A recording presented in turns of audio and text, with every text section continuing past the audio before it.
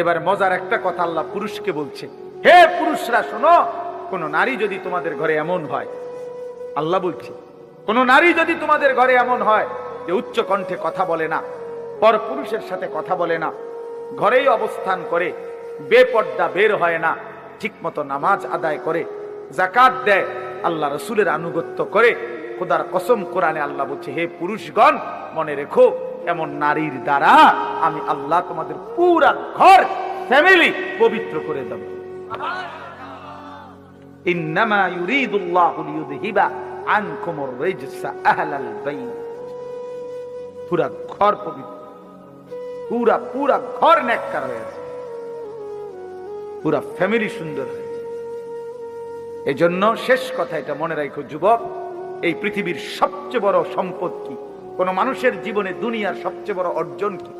আখিরাতের অর্জন তো জান্নাত, আখিরাতের অর্জন আল্লাহর সন্তুষ্টি, ঠিক আছে না? এগুলো হলো আখিরাতের শ্রেষ্ঠ অর্জন কি? জান্নাত।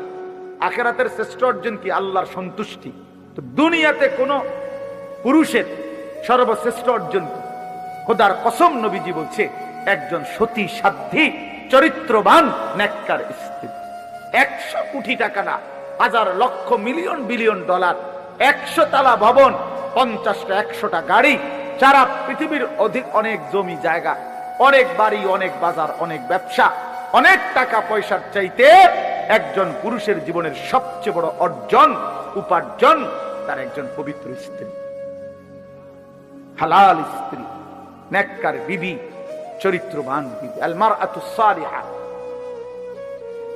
সালিহা